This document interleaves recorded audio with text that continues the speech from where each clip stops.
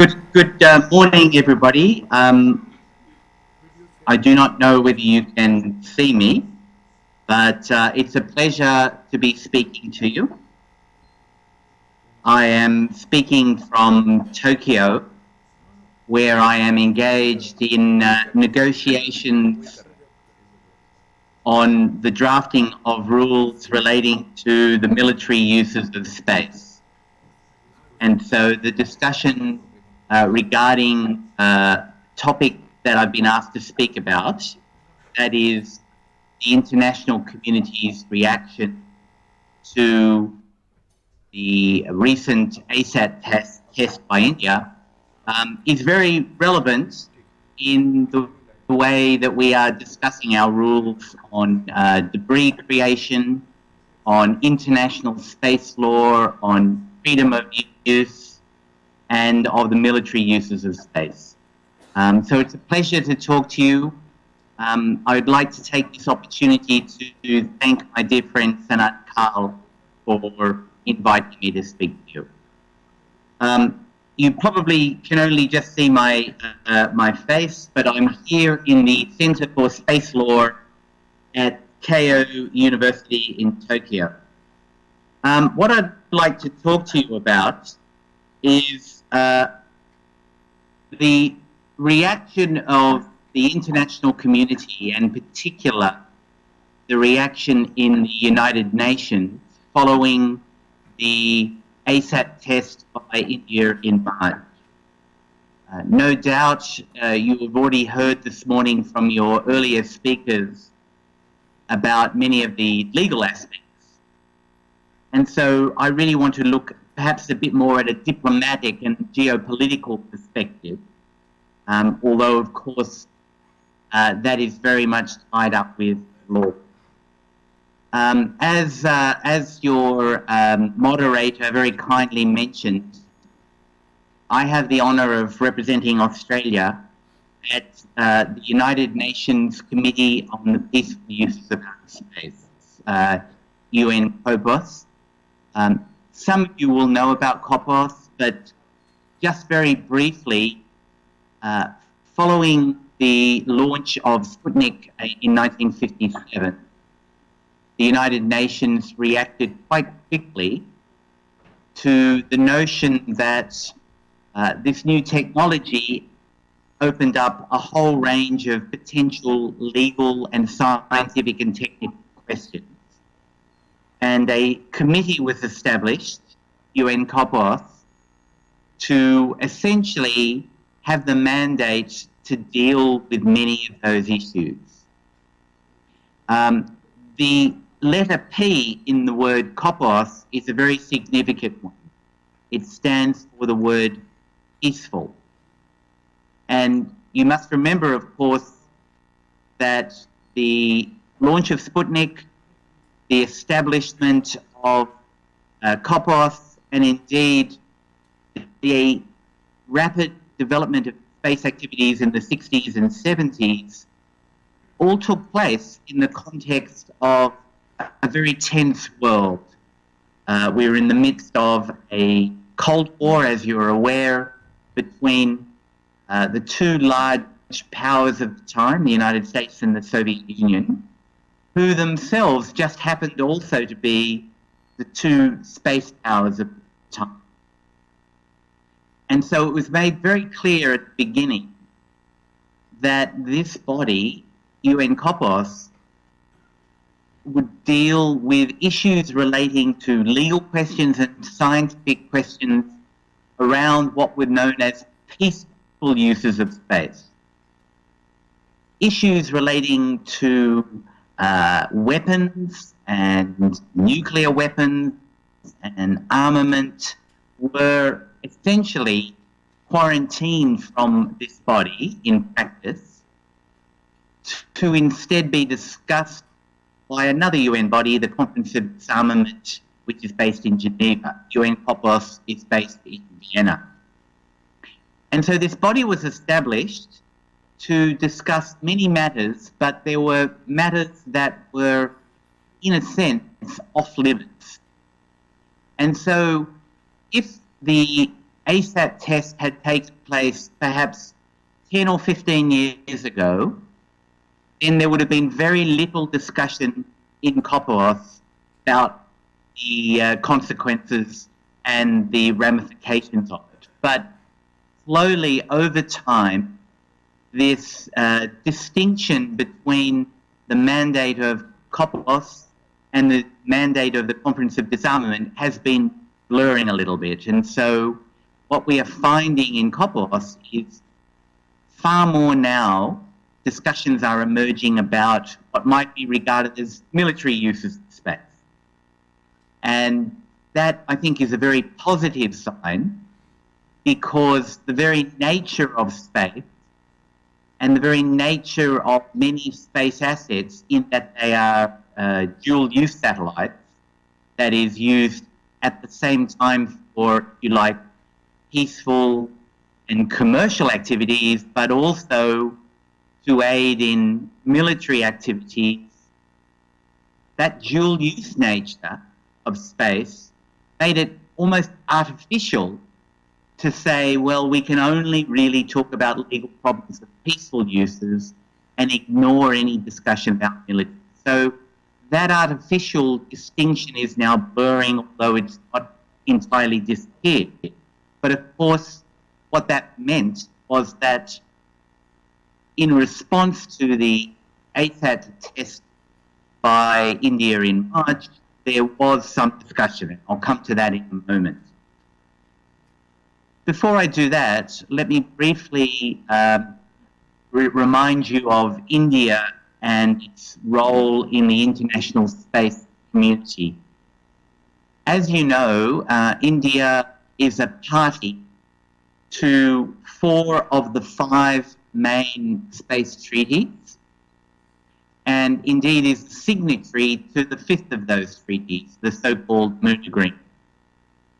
The United Nations Space Treaties, and in particular the Outer Space Treaty, was developed to encourage and promote the peaceful exploration and use of outer space. Indeed, and no doubt your keynote speaker would have spoken about this, indeed the preamble of the Outer Space Treaty recognises the common interest of all humankind in utilising space for peaceful purposes. India is a party to those treaties and, of course, is bound by the obligations of those treaties. In its statements in COPOUS, India describes itself as a responsible spacefaring nation which is opposed to the weaponization of space, which supports the prevention of an arms race in outer space, which supports peaceful uses of outer space, which supports the ongoing efforts towards the safety, security, and sustainability of outer space, which supports the implementation of UN guidelines on debris mitigation, which confirms that space should be carried out in accordance with international law, which supports the adoption of the guidelines recently adopted by COPOUS on the long-term sustainability of space. As you know, India also has many cooperation agreements. I believe it's now 52 with other countries in relation to a whole range of outer space activities. So India, of course, is now a major spacefaring nation and describes itself and regards itself not only as a major spacefaring nation, but as a responsible spacefaring nation dedicated to upholding the principles of the Outer Space Treaty and international law. As you know, in March of this year, the Indian government conducted an ASAT test, which involved the kinetic destruction of one of its own satellites at an altitude of, I believe, about 300 kilometers above Earth. The timing of that test was, as I understand, important from a domestic perspective, but perhaps was a little unfortunate from an international perspective for two reasons. Firstly, it took place a mere 4 days before the legal subcommittee of COPOUS was to meet in Vienna. They met on the 1st of April, the test being the 27th of March. And it took place 2 days before the conclusion of a series of negotiations amongst a group of approximately 30 governmental experts, which was taking place in Geneva, which was intended to reach consensus on a way forward to have a binding agreement on the prevention of an arms race in outer space. Unfortunately, governmental experts was unable to reach consensus, but I am reliably informed that there was certainly discussion within those meetings about the Indian test, and that had some bearing on the discussions that ultimately led to the final conclusion of that group. What I can comment on definitively are the statements of countries that were made in the legal subcommittee.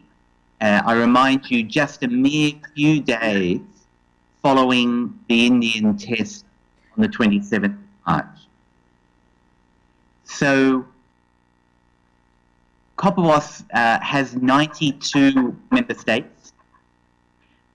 In addition to those 92 member states who attend in Vienna, there are up to a dozen observer states and approximately 30 other observer organizations who attend. So the COPOUS meetings, including the meeting that took place in April, was a very large event. And as I mentioned, I had the privilege of representing Australia at that meeting. And given that the ASAT test had taken place just a few days beforehand, it was clear that there would be the opportunity for many countries to make statements and interventions as to their views about the Indian test. And of course, a clear opportunity also for India to make statements and interventions on its own behalf.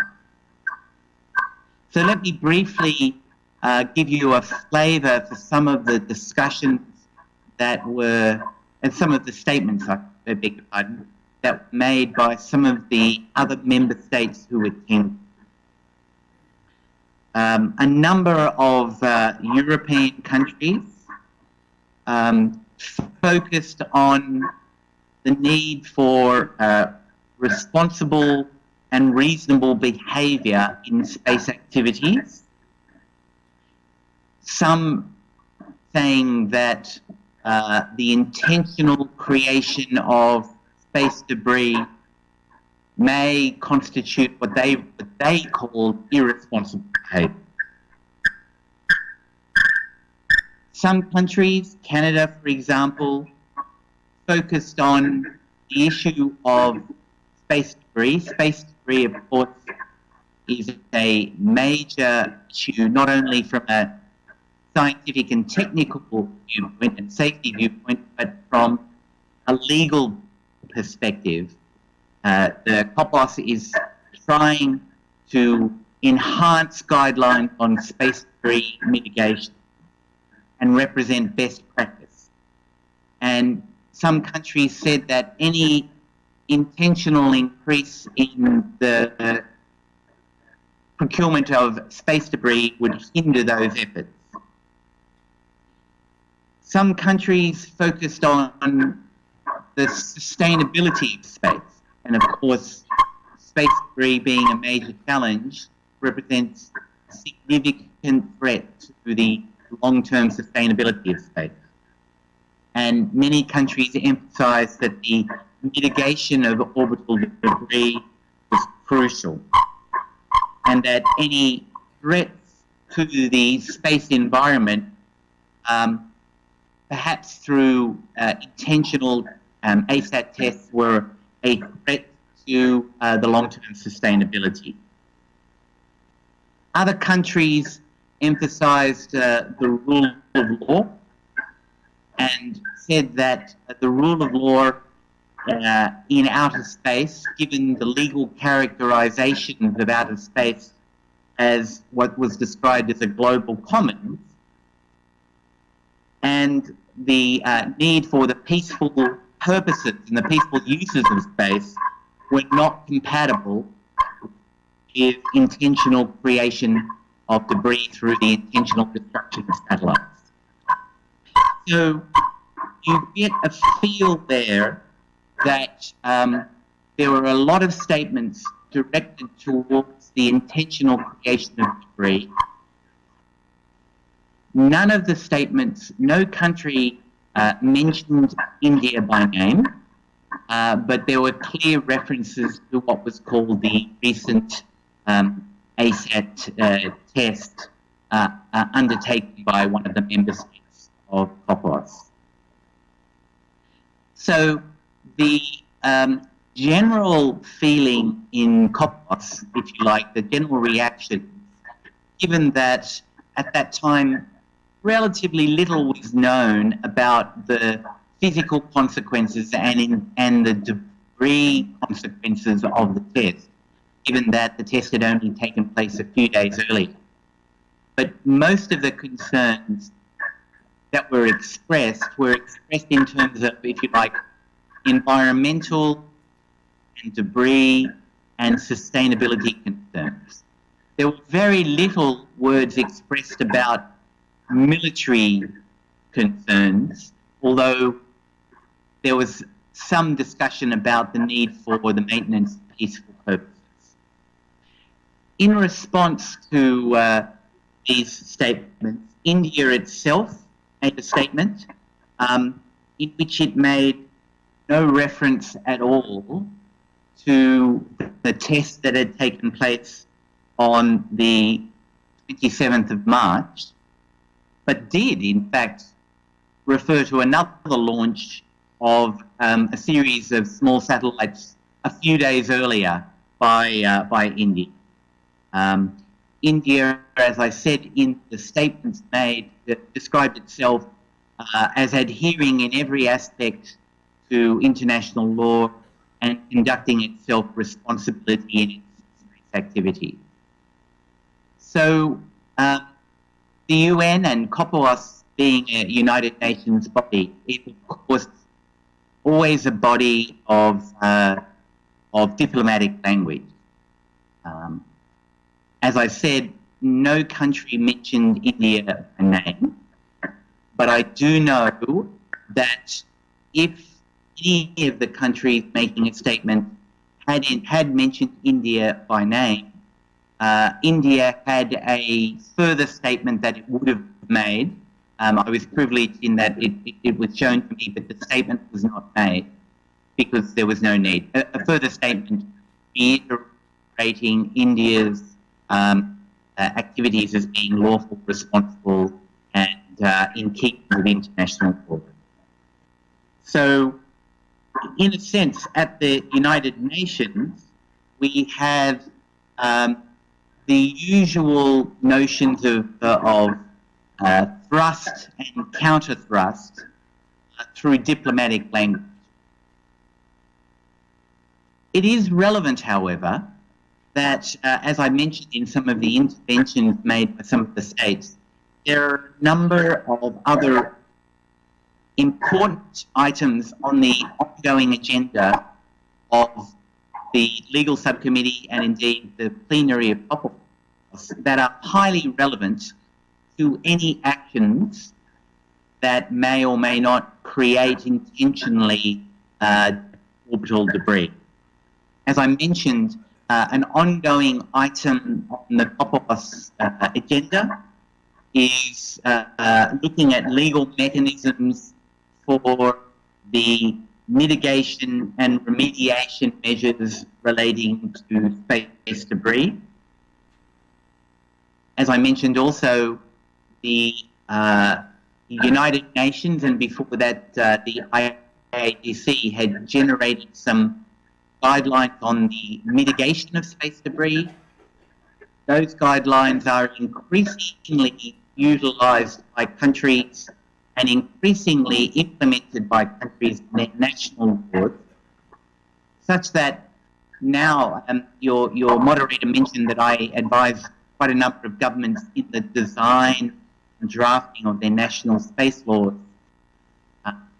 The three countries that were mentioned, and I'm working for others as well, each one of those countries are including in their national laws in some way or shape a condition for any applicants to undertake specific space activities to include in their application information about what might be called a debris mitigation strategy or a debris mitigation plan. So increasingly, at the national level, countries are highly cognizant of the issue of space debris and increasingly requiring any non-governmental entity within their jurisdiction to come up with and then comply with plans or strategies that are acceptable to the relevant government in terms of mitigation. That might be a deorbiting process, or, if you like, very low trajectory satellites, or a shifting of geostationary orbit satellites into a graveyard orbit, or some other methodology in terms of the design of satellites, in terms of the operation of satellites.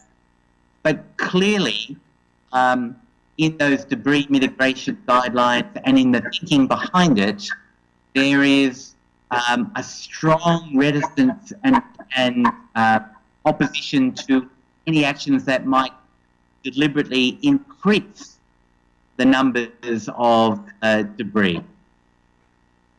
There are also, as I mentioned, other guidelines that after 8 years of discussion have just, and I mean just last month, been adopted by the COPOUS in plenary relating to the long-term sustainability of space. And clearly, part of that, although it's not just designed to deal with debris, part of the underlying thinking for those guidelines is, of course, addressing need to cope with and mitigate or reduce or alleviate, remediate space debris.